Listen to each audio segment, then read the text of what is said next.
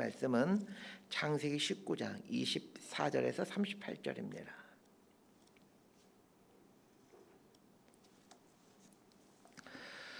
창세기 19장 24절에서 38절까지 말씀 번갈아 가며 읽습니다. 제가 먼저 읽겠습니다.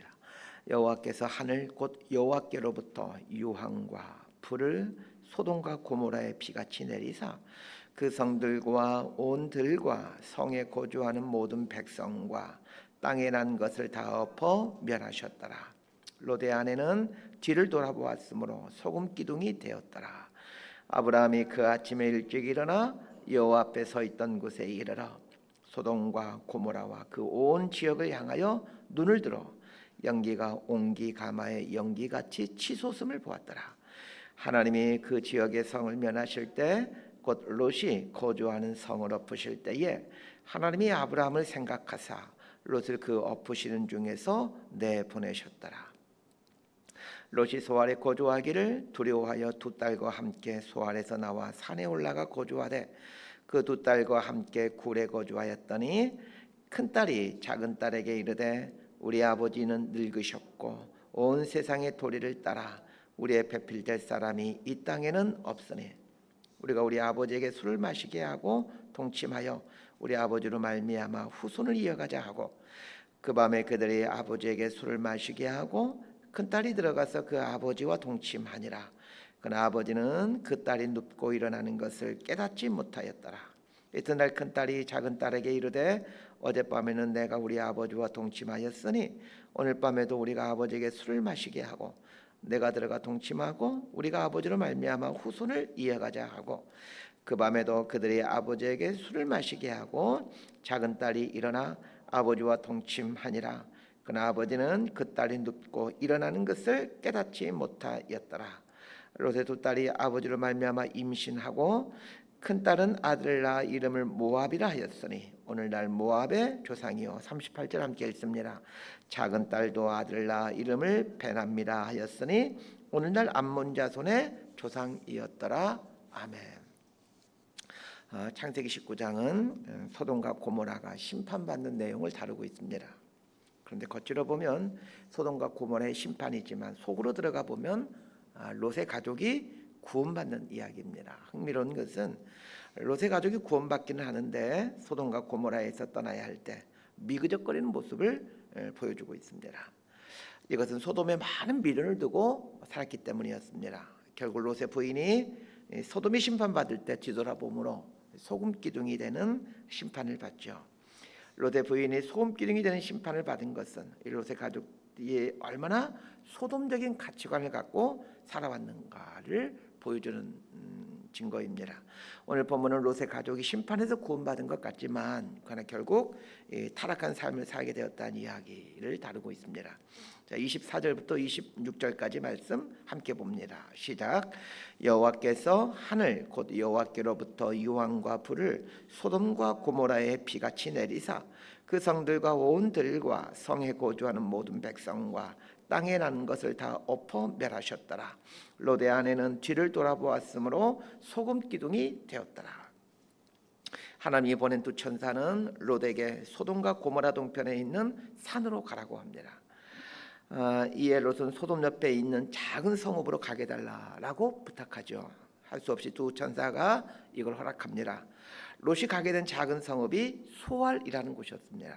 이 소알이라는 말의 뜻은 작은 하찮은 이런 뜻이라고 어제 말씀드렸죠. 롯의 가족이 소돔 옆에 있는 작은 성읍인 소알에 도착하자 유황과 불이 소돔과 고모라에 비같이 내리기 시작합니다. 유황과 불을 비같이 내리신다 이 표현이 참 무서우면서도 참 재미있는 표현인 것 같습니다. 유황과 불이 비같이 내리면 어느 누구도 피해갈 수가 없습니다. 이것은 심판으로부터 살아남을 수 있는 사람은 한 사람도 없다라는 말입니다. 그렇습니다. 하나님의 심판을 피해갈 수는 없습니다.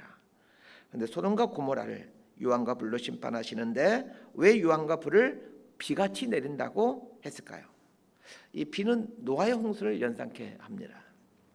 인간 역사에 있어서 전 인류적인 심판은 노아의 홍수였습니다. 소돔과 고모라라는 작은 지역에 불과 유황을 통해 심판하심으로 다시는 물로 심판하지 않겠다라는 하나님의 약속을 이행하면서도 동시에 비같이 내리게 함으로 심판의 대명사인 노아의 홍수를 생각나도록 한다라는 것입니다. 그렇게 함으로 노아에게 했던 약속이 여전히 유효하며 앞으로도 유효하다라는 것을 보여주고 있습니다. 현재 지구촌은 지진과 자연재앙으로 심각한 고통을 겪고 있습니다. 예수님께서 말씀하신 것처럼 마지막 때가 되면 곳곳에 지진과 여러 가지 환란들이 일어나게 된다라고 하셨는데, 예수님 말씀처럼 점점 인류는 이 마지막을 향해 나아가고 있습니다. 예수님은 땅 끝까지 복음이 전해지면 다시 오겠다라고 말씀하셨습니다. 성경학자들은 예루살렘의 복음이 전파되면 예수님이 오실 때가 그때일 것이다라고 얘기하곤 합니다.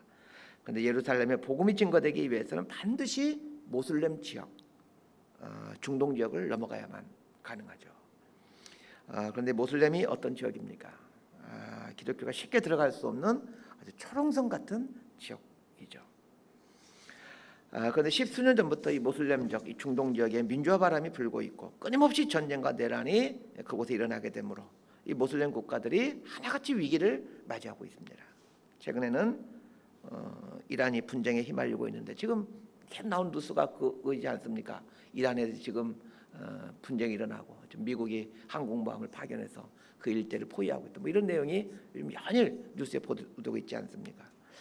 이런 것들이 결코 우연이 아니라고 생각합니다. 내란이나 전쟁과 같은 위기 속에서 이 중동 국가들은 세상에 대해서 점점 눈을 떠가게 되고 자신들이 신봉하고 있었던 그 이슬람의 실체를 이제 알아가게 되어지고 그 이슬람의 실체 앞에서 자신들이 잘못 살았던 것들을 많은 사람들이 깨달아가고 있습니다. 그래서 중동 지역에 적지 않은 이제 교회들이 활성화되어 가고 있다라는 그런 보고들을 받곤 합니다. 민주화 바람이 불게 되면 그 땅에 복음이 들어가기가 한결 더 쉬워지게 될 겁니다. 지구촌 곳곳에 일어나고 있는 지진, 화산, 화재, 그리고 중동의 민주화의 물결을 생각해 볼 때 하나님께서 새 일을 하고 계시다는 것들을 감지하게 됩니다. 하나님께 쓰임받는 그리스도인이 되는 것, 그리고 하나님께 쓰임받는 교회가 되는 비결 중에 하나는 하나님이 일으키고 있는 이 영적인 파도를 타는 겁니다. 우리가 왜 기도하고 말씀 속에 거하며 깨어있는 삶을 살아야 하는 것입니까? 하나님이 일으키실 이 영적 파도를 분별하기 위함도 있습니다. 하나님이 일으키시는 영적 파도를 보게 되면 그 다음에 거기에 올라타면 되는 거죠. 하나님이 일으키는 영적 파도를 타고 세상을 변화시켜가는 사람들이 깨어있는 그리스도인들입니다. 파도가 일기 전에 바람이 붑니다. 어쩌면 요즘 이 시대는 거대한 영적 파도가 일기 전 바람이 부는 것과 같은 때입니다. 이 바람을 잘 감지할 수 있기를 바랍니다. 머지않은 모슬렘까지 한 번에 몰아치는 영적 쓰나미가 불어닥칠 겁니다. 이걸 준비하는 그리스도인과 교회는 하나님께 귀하게 사용되게 될 겁니다. 롯의 가족이 소돔성을 빠져나왔지만 소돔과 고모라가 심판을 당할 때 롯의 아내가 뒤를 돌아보지 말라는 천사의 경고를 무시하고 뒤를 돌아보고 맙니다. 결국 롯의 아내는 소금 기둥이 되고 맙니다. 뒤돌아보지 않게 되기를 바랍니다. 하나님께서 하실 일들을 바라보고 거기에 우리 인생을 내어드리는 앞을 보는 인생들로 살아갈 수 있게 되기를 바랍니다. 소돔에 많은 것을 두고 왔지만 그러나 뒤돌아봐서는 안 됩니다. 우리가 이 세상에 많은 걸 두고 살고 있지만 세상은 뒤돌아봐서는 안 되는 곳입니다. 하나님께서 말씀하신 곳에 눈과 마음을 두고 사시길 바랍니다.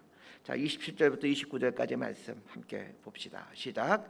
아브라함이 그 아침에 일찍 일어나 여호와 앞에 서 있던 곳에 이르러 소돔과 고모라와 그 온 지역을 향하여 눈을 들어 연기가 옹기가마의 연기같이 치솟음을 보았더라.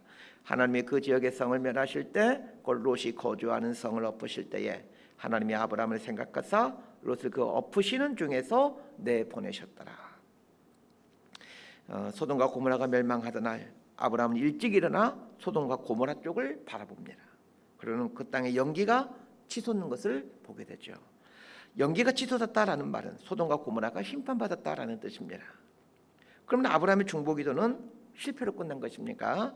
창세기 18장에 보면 아브라함이 소돔과 고모라의 심판을 놓고 하나님과 흥정하는 그 중보기도하는 내용이 나오죠. 하나님 이 성중에 의인 50명이 있을지라도 성을 심판하시겠습니까? 뭐 이런 내용으로 하나님과 그 흥정하는 내용이 나옵니다. 결국 하나님과 아브라함이 합의한 것은 의인 10명이 있으면 이 소돔과 고모라를 심판하지 않겠다라는 것이었죠. 의인 10명만 있으면 심판하지 않겠다고 했지만 소돔과 고모라에는 의인 10명이 없었습니다. 결국 소돔과 고모라는 심판을 받습니다. 소돔과 고모라가 심판받았다는 결과만 놓고 보면 이 아브라함의 중보기도가 실패한 것처럼 보여집니다. 그러나 그렇지 않습니다. 29절을 잘 보십시오. 소돔과 고모라를 엎으실 때 아브라함을 생각하사 롯을 구원해내셨다라고 말하고 있습니다. 하나님께서 소돔과 고모라를 심판하실 때 아브라함을 생각하셨다는 겁니다. 우리가 중보기도를 해야 되는 이유가 여기에 있습니다. 하나님께서 한 나라를 심판할 때 그 나라를 위해 기도한 사람들을 생각하신다는 것입니다. 하나님이 누군가를 심판하고자 할 때 그 사람을 위해 중보기도하는 사람을 생각하신다는 겁니다. 하나님이 무슨 일을 하고자 하실 때 그 생각나게 하는 사람으로 여러분 살아가고 인생을 살아가고 싶지 않으십니까? 우리도 종종 어떤 무슨 일을 할 때 또 어떤 상황에 직면했을 때 그 누군가가 생각이 나지 않습니까? 나쁜 의미로 생각나는 사람도 있지만 좋은 의미로 생각나는 사람들도 있습니다. 저와 여러분은 누군가에게 어떤 의미로 생각나는 사람들입니까? 그 인간으로 생각나게 할 것인가? 그분으로 생각나게 할 것인가는 우리 스스로가 결정하는 겁니다. 아브라함은 하나님에게 좋은 중보자로 생각나게 하는 사람이었습니다. 저와 여러분의 인생도 하나님께 그 사람들에게 좋은 의미로 그분 이런 의미로 생각날 수 있게 되기를 바랍니다. 30절에서 33절까지 말씀 함께 봅니다. 시작. 롯이 소알에 거주하기를 두려워하여 두 딸과 함께 소알에서 나와 산에 올라가 거주하되 그 두 딸과 함께 굴에 거주하였더니 큰 딸이 작은 딸에게 이르되 우리 아버지를 이는 늙으셨고 온 세상의 도리를 따라 우리의 배필될 사람이 이 땅에는 없으니 우리가 우리 아버지에게 술을 마시게 하고 동침하여 우리 아버지로 말미암아 후손을 이어가자 하고 그 밤에 그들이 그 아버지에게 술을 마시게 하고 큰 딸이 들어가서 그 아버지와 동침하니라. 그러나 그 아버지는 그 딸이 눕고 일어나는 것을 깨닫지 못하였더라. 이 30절부터 38절까지는 좀 색다른 이야기가 나옵니다. 롯과 롯의 두 딸이 소돔과 고모라에서 살아남게 되는데 롯과 롯의 두 딸 사이에 자녀가 태어나는 이야기입니다. 이거는 근친상간이죠.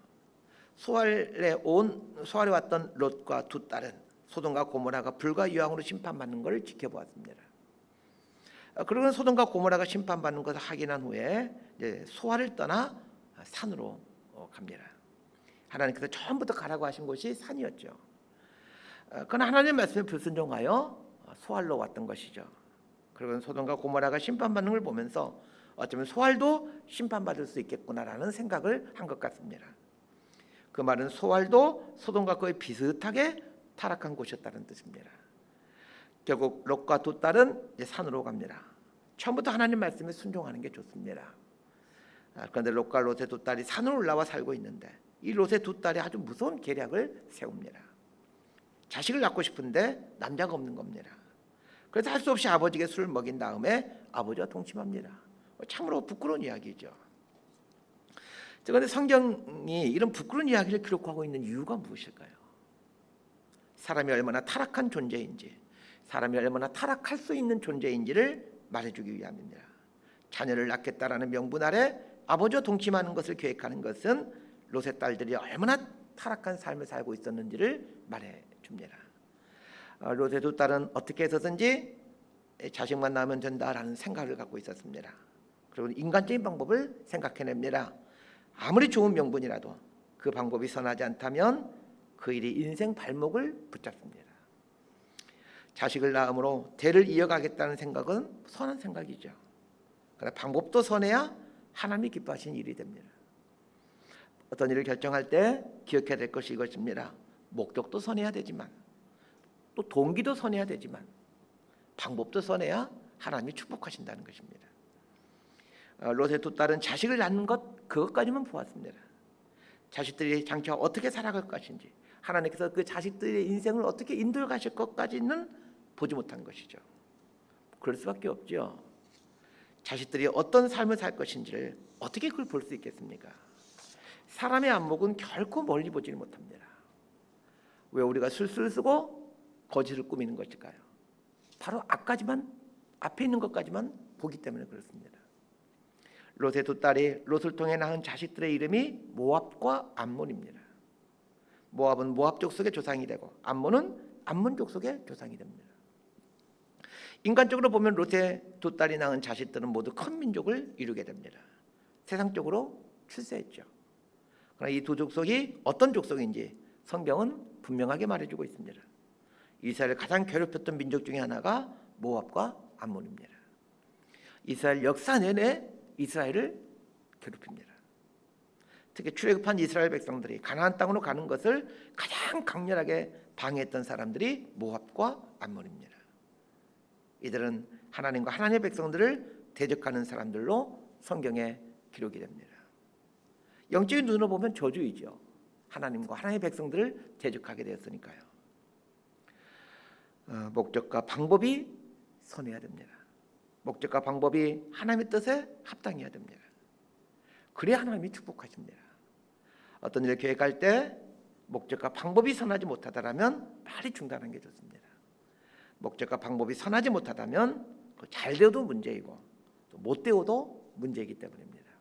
말씀 정리합니다. 오늘은 두 가지를 기억했으면 합니다. 하나님은 우리의 중보기도를 듣고 계신다는 것입니다. 하나님께 올려진 중보기도는 하나도 땅에 떨어지지 않고 어떤 모양으로든지 열매를 거두게 됩니다. 이걸 알고 있는 사람이라면 중보기도의 끈을 놓치지 않게 됩니다. 두 번째는 목적과 방법이 선하지 않다라면 그건 하나님이 기뻐하는 뜻이 아닙니다. 하나님이 기뻐하는 뜻이 아닌 것을 하게 되면 결국 내 삶에 부메랑으로 돌아오게 됩니다. 어떤 일을 하고자 할 때 이 하고자 하는 목적이 무엇인지, 동기가 무엇인지, 그리고 하는 방법이 선한지를 꼭 점검하셔야 됩니다. 그래서 목적이 선하지 않고 또한 방법이 선하지 않다라면 빨리 중단하셔야 됩니다. 만약 목적이 선하지 않고 방법이 선하지 않음에도 고집을 피운다면 결국 피해를 입는 것은 내 자신입니다. 하나님을 의지하는 사람은 목적도 선한 목적을 세우고 방법도 선한 방법을 선택합니다. 하나님 보시기에 선한 목적 세우고 선한 방법을 선택한다라면 하나님 반드시 형통하게 해주십니다. 이 하나님 믿고 선한 목적, 선한 방법을 선택해 감으로 형통의 복을 누려가는 저희 여러분 내 삶이 되기를 진심으로 소망하고 축복합니다. 기도하겠습니다. 하나님 아버지, 우리의 기도를 듣고 계시는 분이심을 합니다. 들려진 소식들, 보여진 사건들 그냥 흘려보내지 않고 하나님의 섭리로 알아붙들고 기도할 줄 아는 믿음을 주옵소서. 우리의 기도가 하나도 땅에 떨어지지 않음을 믿고 기도하는 사람으로 서가게 하여 주옵소서. 어떤 일을 할 때마다 이게 선한 목적인지 선한 동기에서 시작된 일인지를 생각하게 하시고 방법도 선한 방법을 선택할 줄 아는 믿음과 용기를 갖고 또 지혜를 갖고 살아가는 저희를 되게 하여 주옵소서. 예수님 이름으로 기도드리옵나이다. 아멘.